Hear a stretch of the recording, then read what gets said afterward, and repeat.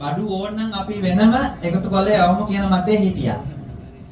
එහෙම ඉන්නකොට දැන් ඊට පස්සේ මම කල්පනා කරා දැන් බඩුත් එකතු කරලා දානෙත් හදලා මේ දෙකක් කරන්න බෑ කට්ටියට මහන්සි. අනික එහෙම වුණාන් පස්සේ එකතු වෙන ප්‍රමාණය අඩු වෙයි කියලා හිතුණා. ඊට පස්සේ මම ලොකු හාමුදුරන්ට සඳහන් කළා මෙන්න මෙහෙම ප්‍රශ්නයක් තියෙනවා. මේ ලංකාවේ ගම්වතුරක් වගේ ගොඩක් කට්ටිය නැති වෙලා ඉන්නවා. මෙදා ජනවාරි 1 වෙනිදා පින්කම කරන්නේ නැතුව එකෙන් මුදල්ට අපි එකතු කරලා ඒ පින්කම ඒ ලංකාවේ අවතන් වෙච්ච කට්ටියන්ට අපි මොනවා හරි දෙයක් කරන්න ඕන කියන කතාව. ඊට ලොකු හාමුදුරුවෝ සඳහන් කළා මෙච්චර කල් පවත්වාගෙන ආපු කඩ නතර කරන්නේ නැතුව ඒ වෙනුවට ලොකු හාමුදුරුවෝ ඇඳුම් කන්ටේනර් පෙට්ටියක් සහ සපත්තු ලංකාවට යවන්න හැමදේම සලස්සලා දීලා දුන්නා. ඉතින් ඒක අපි මේ දවස් ටිකේ සූදානම් කරලා දැන් තියෙන්නේ. ඒක ඉක්මනින්ම ලංකාවට ගෙනහිල්ලා ඒ අවශ්‍යතාවන්ට බෙදා දෙන්න අපි සූදානම් කරනවා. ඉතින් මේ පින්කම ඇත්තටම කිව්වොත් අර හාමුදුරුවෝ බණ්ඩ සඳහන් කරා වගේ ඇතේ ඇඟිලි 5 එකතු වෙච්ච වගේ මේක සාමූහික කරන පින්කම.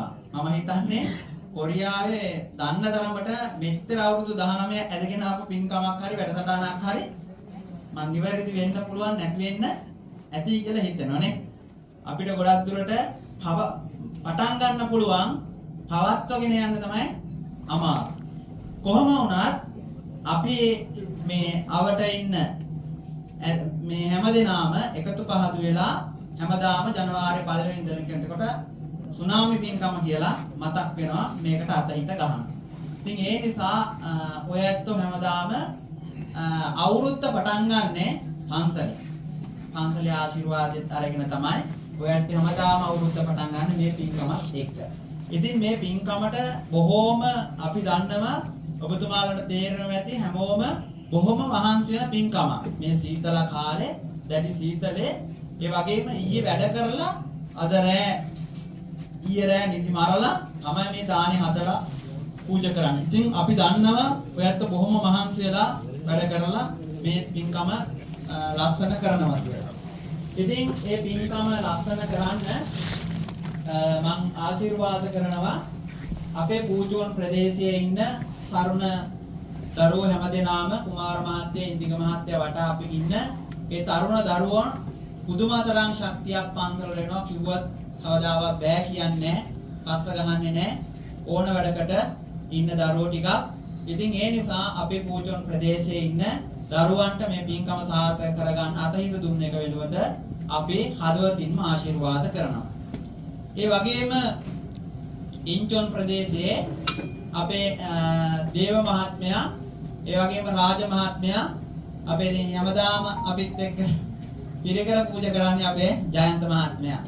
ඉතින් ඉන්චොන් ප්‍රදේශයේ ඉන්න හැම දිනම මෙදා ඇත්තටම මම නම් එක දානයක් බාර දුන්නේ නැහැ ඇත්තට. මම හාමුදුරන්ට ආරාධනා කරා විතරයි. ඒ සියල්ල දාන බාර දීලා කටයුතු කරේ අපේ දේව මහත්මයායි රාජ මහත්තයා.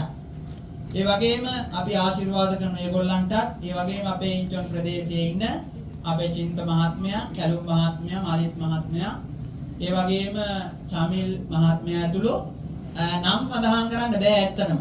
මේ පින්කමේදී කමා වෙන්න ඕන කාගාරේ නමක් සඳහන් නැතුණා නම් එහෙම සඳහන් කරන්න පුළුවන් පින්කමක් නෙවෙයි. මම ඔය මතක හැටියට